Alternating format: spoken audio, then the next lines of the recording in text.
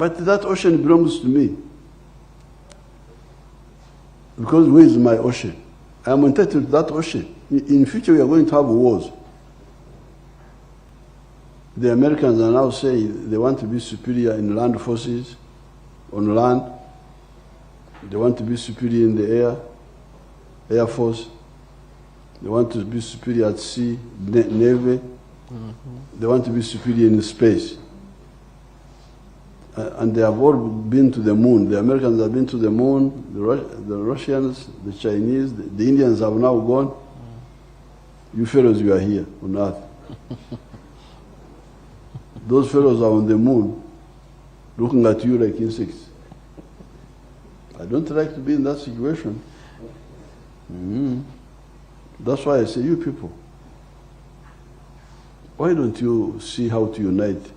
Because Uganda, even if you wanted to build a navy, how can you build it? We don't have access to the sea.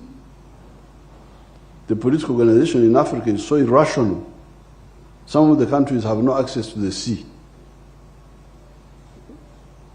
For economic purposes, but also for defense purposes, you are stuck. How do I export my products? That's why we have got endless discussion with Kenya, then this one stops, then another one comes, then the railway, the pipeline, the what, we discuss. But that ocean belongs to me. Because where is my ocean? I am entitled to that ocean. In future, we are going to have wars. In the future, we are going to have wars. How can you say that you are in a block of flats, that the compound belongs to only the flats on the ground floor, that the compound belongs to the whole block. All the flats are entitled to the compound. Yeah. There's no way you can say, so may I just watch these people, you are really endangering yourself. How can you have a situation like this? Uganda is landlocked inside here. But where is my ocean? My ocean is the Indian Ocean. So, no, it belongs, really, me. I'm on the top floor of the block. And then you say the compound belongs only the ones on the ground floor. This is madness. So that's why I say, you people, you better unite economically for the sake of prosperity, if you want prosperity. Market. But if you want stability, and also strengthen the world, so that you can go and to the moon also, you go to the moon. The ones who have been to the moon are big ones, not smaller people. Superpowers. The Americans, the Chinese, the Russians, and the Indians now. Our friends, the British, are still here with us. On Earth, they have not gone. They can't go. It's too much. One country can't manage. The French are here with us. All these fellows, except those four, because size matters. So that's why we say, you people, why don't you look at East Africa so that you deal with the issue of strategic security? These are the 7 points in the manifesto. Thank you. If we have got economic integration, it can help with the economy. But how about defense? How do we defend ourselves? The Americans are now saying they want to be superior in land forces, on land. They want to be superior in the air force. They want to be superior at sea, navy. They want to be superior in space. And they have all been to the moon. The Americans have been to the moon, the Russians, the Chinese, the Indians have now gone. You fellows, you are here on Earth. Those fellows are on the moon, looking at you like insects. I don't like to be in that situation. That's why I say, you people, why don't you see how to unite? Because Uganda, even if you wanted to build a navy, how can you build it? We don't have access to the sea. We are also looking at the political integration of East Africa. Whenever I listen to the song of the Bagisu, I like it so much, the tune of the Bagisu. And I am hoping you to capture it, confiscate it, and take it to East Africa. When we form the Federation of East Africa as a federal anthem. Now, why do we need a federal anthem? You see what's happening in the world.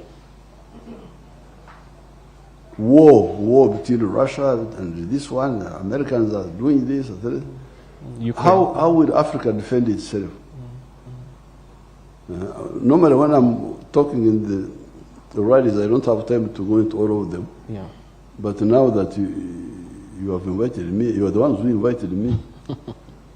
And you do, once you invite me, you do so at your own risk. It's our pleasure, Your Excellency. I can talk to you for ages until you sleep. The pleasure is ours, Your Excellency. Appreciate. So our manifesto has the 7 points. Yeah.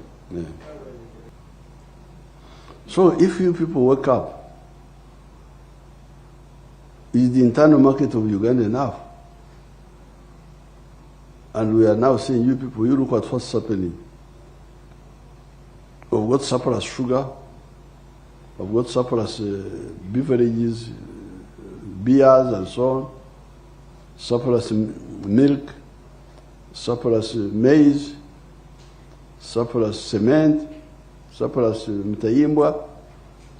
Where do we sell all this? So that's why we say, please, be patriotic so that you have the united Uganda market. That's why you should not bring tribalism again and all those. But also be Pan-Africanist because you need the African market. Yeah. So that is our point, our number 6. We are saying that if you don't look at that, you end up like Latin America. Because Latin America is a very rich area in terms of natural resources. Rivers, minerals, forests, but very poor. Why? Because it's very difficult to do business in Latin America and succeed. The countries are very small. El Salvador, Nicaragua, Honduras, don't know what. Small.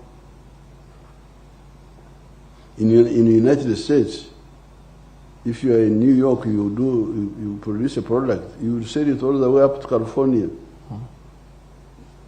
Yeah. Interstate business. It's very easy for you to succeed there. So that's why we said, and we were reading also history, European history, the unification of Germany, the unification of Italy. We could see how the emergence of capitalism in Europe undermined feudal loyalties. Because somebody would say, you are my people, you are my people, you are my people. I think you have heard that, you are my people, you are my people. But if you are not buying my products, what use are you to me? That's why, like in the case of Germany, Bismarck was able to push pan-Germanism to unite, because by the problem is that the intellectual class here has got so many gaps. By 1870, there was no Germany. There were German people, all speaking German, but divided into 39 kingdoms. Prussia, Bavaria, Saxony. So it was this power of capitalism. There was a group in Prussia called the Junkers. It is written in Junkers, but they pronounce it as Junkers. They were big land owners producing a lot of products which they wanted to sell. And then they came in conflicts with the feudalists, the princes who wanted my people, my people, my people. Don't come here unless I allow you. Then the capitalists said, no, but you are interfering with our ability to sell. Yeah. Get out. They kicked them out by force. Even the French Revolution had the same issues. So, although France was one kingdom for a long time, but they had internal taxes. Oh, yes. If you revise your history a bit, you'll find that they were, to go from one province to go to another province, you had to pay a tax. Yeah. And the capitalists had no time for this. Please, tutaka biashara, want business. So you can say that our awakening really was also like inspired by capitalist ideas. Yeah. Of market. That's why we started despising. These people were talking of our tribes, Fangabaganda, Fangaba Masaba. You are a danger to your people. Yes. Because if the Munyankore is not buying my milk, is not buying my beef, Anyambachi. What is he helping me? Just a Gandhi. Just greeting me in Nyankore, you think that's enough. I want money for my family. I want to build a better house. So that's how we started really. What became NRM started around 1965. Now, so, and they thought we were joking. We started telling them that, for them they were saying, blood is thicker than water. You know, you have heard that statement. Oh, yes. Blood is thicker than water, meaning your tribe is very important. In fact, the Wanyankore also say, Msiwanye kuriene kurunda, that the hyena from your area will eat you in a better way than... It will be merciful while eating you. Will eat you in a better way than a hyena from another place. So we said, no, this is... that's why we said interest, because my interest is I want prosperity for my family. Yeah. For my business, for my area, for my people. So if you say you love Banyankore, but you don't care about Uganda, you're actually an enemy of the Banyankore. Oh, yes. First and foremost. Because if the Banyankore did not have Uganda, which gives them a market for their products, there's no way they would be prosperous. So that's how we started. Now, therefore, and they thought we were joking, and we started in the study groups in the universities and the secondary schools. Then they started collapsing, Mutesa and Obote. Eventually, Amin comes in. So when Amin comes in, that's when we decide to fight now. To say, no, we have talked enough. Let's fight. Let's take up arms.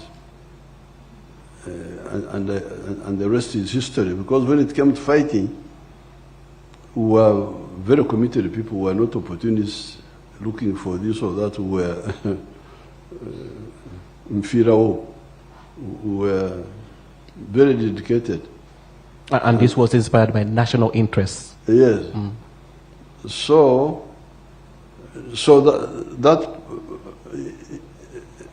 that's how eventually we come to getting rid of Amin. Then even when Amin is got rid of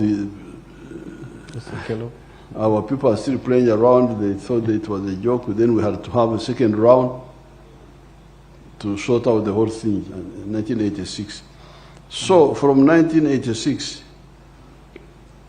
That's when we had a chance now to implement our ideas, which we had held for more than a quarter of a century, from 1960.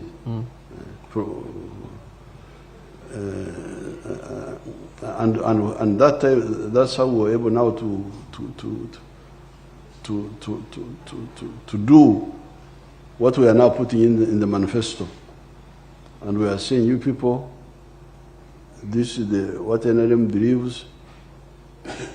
See what it has already done on the ground, and support us so that we continue and do more. And these are the 7 points